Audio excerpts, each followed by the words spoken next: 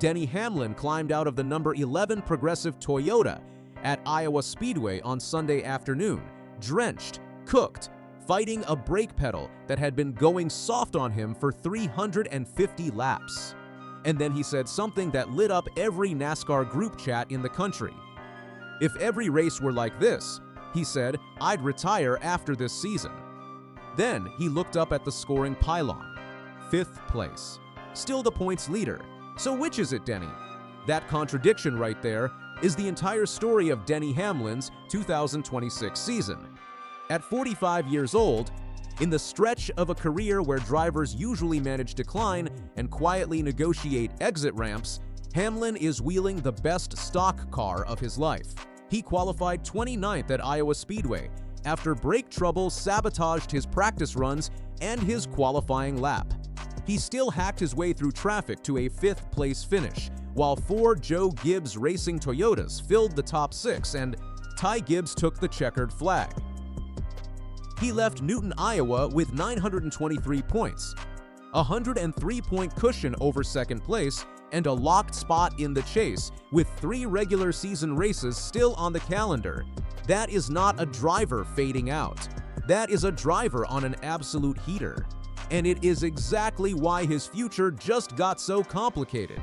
So let me walk you through the timeline, because Hamlin has been remarkably consistent about this, right up until the moment he wasn't. In July of 2025, in the garage at Indianapolis Motor Speedway, Hamlin signed a multi-year extension with Joe Gibbs Racing that keeps him in the number 11 Toyota through the end of the 2027 season. He called that deal, in his own words, most likely his last. Then came a genuinely brutal winter. He finished runner-up in the 2025 championship, the 2nd runner-up finish of his career after 2010. His antitrust lawsuit against NASCAR marched into a federal courtroom in Charlotte, and in December, his father passed away. By the time the Cup Series haulers rolled into Darlington Raceway in the spring, reporters asked him again, and I want you to hear the exact wording because the wording matters. "I'm not really sure," Hamlin said.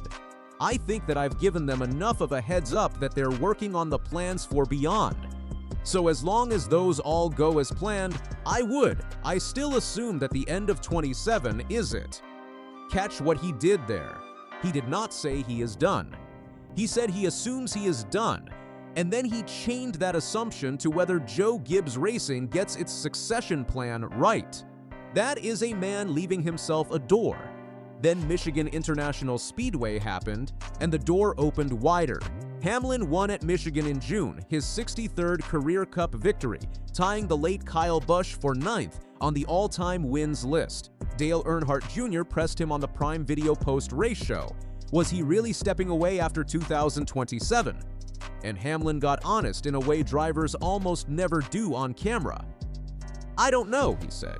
"The weeks are a little tougher. I feel as though there's 3 things that happen. You lose your eyesight, you lose your reaction, and your body hurts. The body hurts are there." That is a 45-year-old professional athlete telling you on live television that the wear is real, not the speed, not the racecraft, the recovery. And then a week later at Pocono Raceway, he went out and won again, 3 victories in a row for the first time in his entire career, 64 wins total. More than any driver in NASCAR history who has never won a championship. The body says one thing. The stopwatch says something completely different. Now here is where Joe Gibbs Racing complicates it even further, because they are not sitting around waiting for Hamlin to make up his mind. They already have a plan, and his name is Brent Crews. Crews is 18. He came up through late models and Trans Am, won 6 ARCA Menard Series races, turned 18 in March, and now runs the number 19 Toyota full-time in the NASCAR O'Reilly Auto Parts Series for Gibbs. He has already turned laps in a Cup car this season.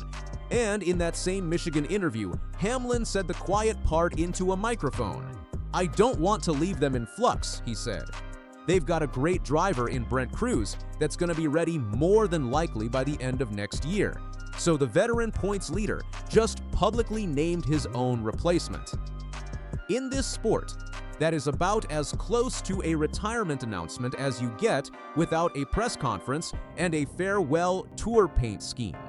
If you are following Silly Season this closely, subscribe because I break down every contract, charter, and driver move in this garage as it happens. But the driver's seat is only half of Denny Hamlin's world, and honestly, it might be the smaller half now because Hamlin is also a team owner. He co-founded 23XI Racing with Michael Jordan back in 2021, and in December of 2025, on the 9th day of a federal antitrust trial in Charlotte, 23XI and Front Row Motorsports settled with NASCAR. Their charters came back for the 2026 season, and the sport agreed to move toward permanent charters. Hamlin posted afterward that standing up is not easy, but progress never comes from staying silent, and the reward is knowing you changed something. Watch what happened to the money after that. Industry executives told Sports Business Journal that charter values roughly doubled once they became evergreen. Legacy Motor Club had already reset the market by buying one from Rick Ware Racing for $45 million. Team executives now expect the next valuation to clear $50 million. Michael Jordan has said he put $35 to $40 million into 23XI. Hamlin fought that entire case with his own name on the filing, and he came out the other side holding 3 appreciating assets in a sport that finally has franchise-style equity. He also locked down Tyler Reddick on a contract extension this season, and 23XI is running at its charter limit with 3 full-time cars: Reddick in the 45, Bubba Wallace in the 23, Riley Herbst in the 35.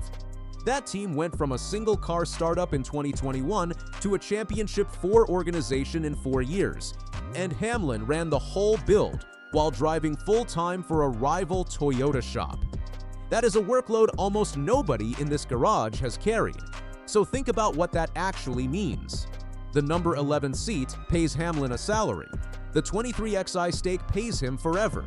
He does not need the helmet to stay in this sport, and every single thing he fought for in that courtroom made the ownership side more valuable than the driving side, which brings us to the part nobody wants to say out loud. Hamlin has never won a Cup Series championship. 64 wins, 3 Daytona 500s, 2 runner-up finishes, and no title. He said on his Actions Detrimental podcast back in March that he expects to land at 67 career wins before he steps away. He is 3 away. He is leading the standings by 100 points. He is heading into a revived chase format as the likely top seed. If Denny Hamlin finally wins that championship this November, does he really run a full 2027 season chasing something he already has? And if he loses again, does he really walk away with the trophy case still incomplete? Both outcomes push in opposite directions, and that is precisely why nothing about this is settled.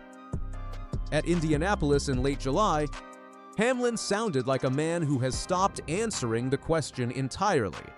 I've just been so focused on the week-to-week that I haven't really thought too much about the future, he said. And obviously, Joe Gibbs Racing has got good plans set in place for that. So here is where it actually stands tonight. The contract runs through 2027. The successor is already in a Toyota. The team is already planning. The ownership stake is worth more than it has ever been. And the driver keeps winning races and keeps telling anyone who asks that he assumes it ends. Right before he goes out and dominates another Sunday, Denny Hamlin told Dale Jr. to check back with him in 6 months. Twice. That was June. The clock is running, and every top 5 finish makes the answer harder. Drop your take in the comments. Does Hamlin actually park it after 2027, or does a championship this fall change everything? Subscribe for the full breakdown, because this story is nowhere close to over.